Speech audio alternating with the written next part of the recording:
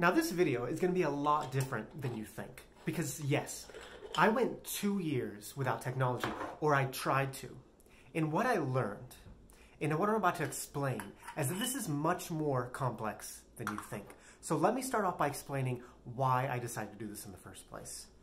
In 2018, I moved to a country in South America called Ecuador, and I decided that it was the perfect time to see what life would be like without constant access to the internet, without a smartphone, without a TV, and minimizing my technology as much as I could.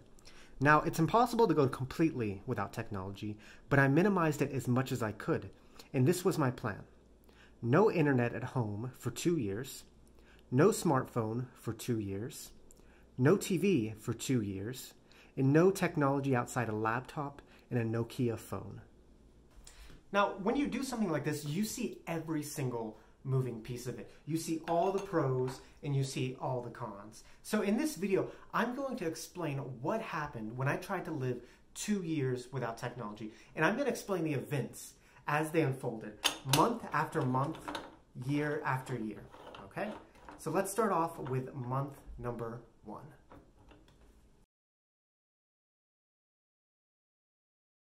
Now, the first month without technology was great. I was less distracted, I was more in the moment, and I was more engaged with conversations, but I was also in a new country, so everything was much more exciting. But looking back, I realized the first lesson, and that's you can't see the reality of anything in 1 month.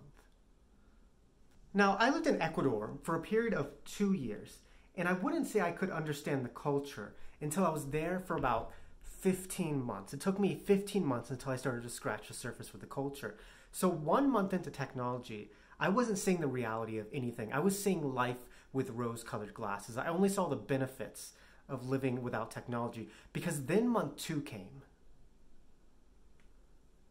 Now, 2 months in, I started to realize that I wasn't being invited to as many social meetups, and I didn't really know what was going on with my friends around the country. And the reason was because I didn't have a smartphone.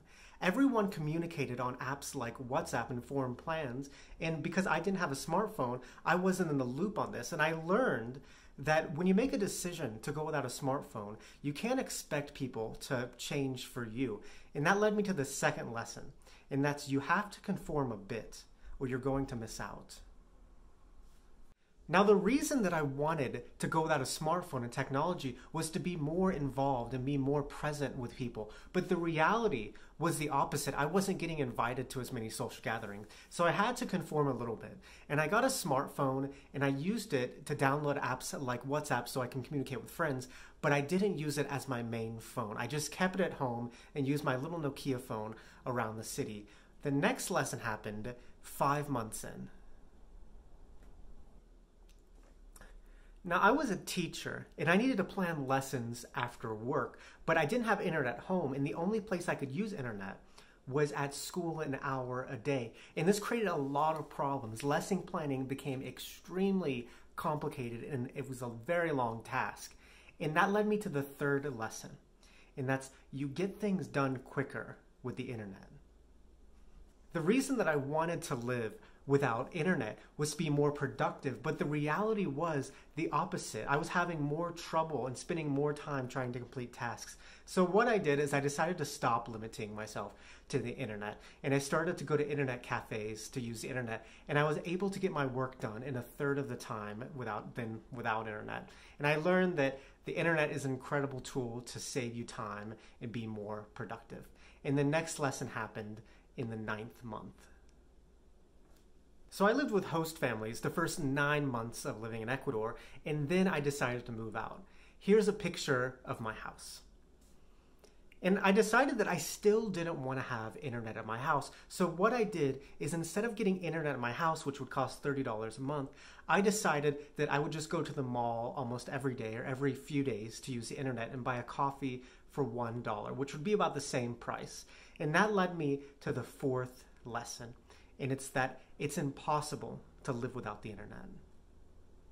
Now, it seems silly to say that we need internet, but the internet is our reality. I learned in 9 months how complicated I was making life for myself, and I didn't need to do that. I just needed to have a little bit more access to the internet, to get information, to be more in touch with friends and family. And 12 months in, I started to change a little bit more. Now, for the first year that I was living in Ecuador, I washed my clothes by hand. And if you've never done this before, basically you have a rock and you rub the clothes on it for a while, and it takes a very, very long time to do. It could take a couple of hours to do a full load of laundry.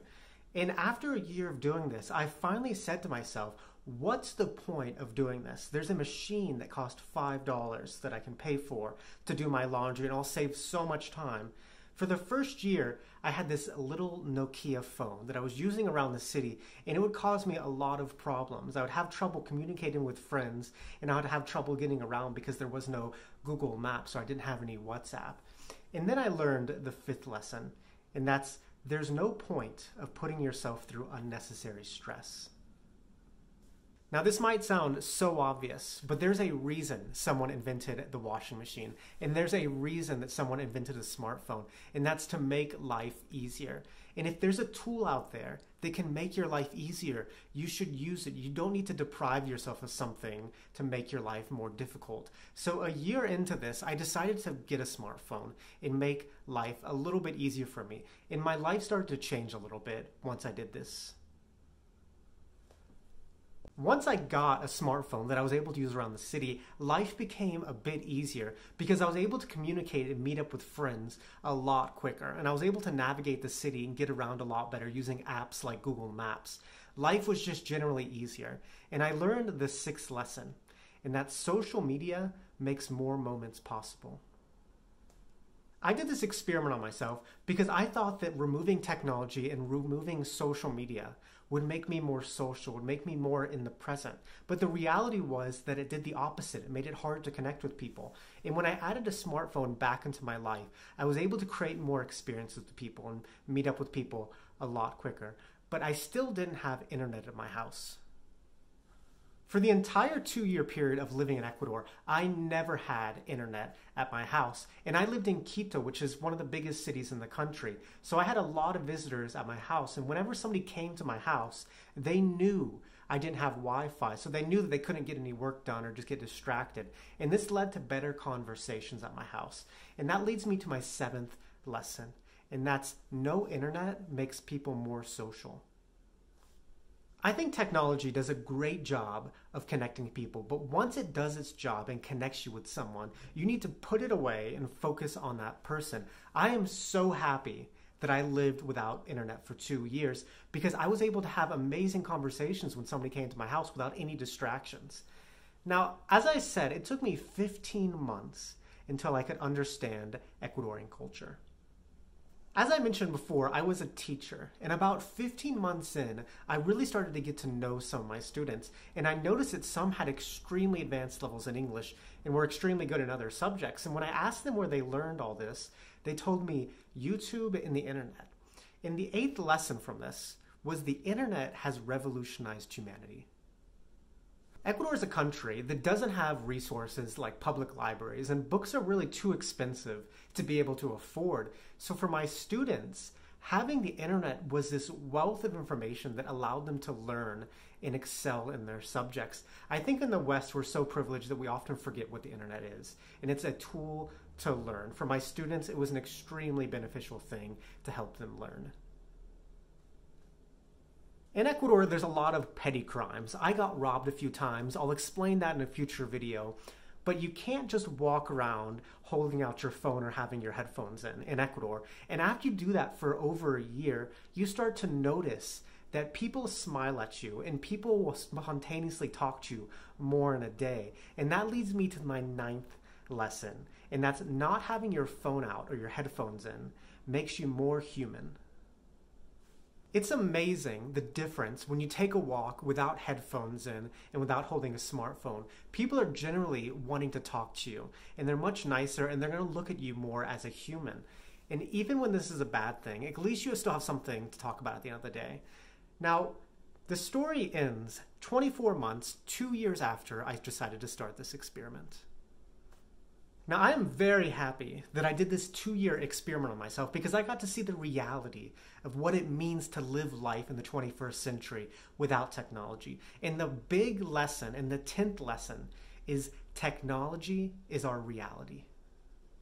I think when you set out to do something like this, like living without technology for 2 years, you think that you're going to have this revolutionary epiphany that's going to show you how great life is without technology. But the reality with anything is that you have to look at both the pros and the cons, because you're going to have the good and the bad. Technology is our reality, and instead of trying to cut it out, we have to learn to live with it. It's been 4 years now since I originally started this experiment.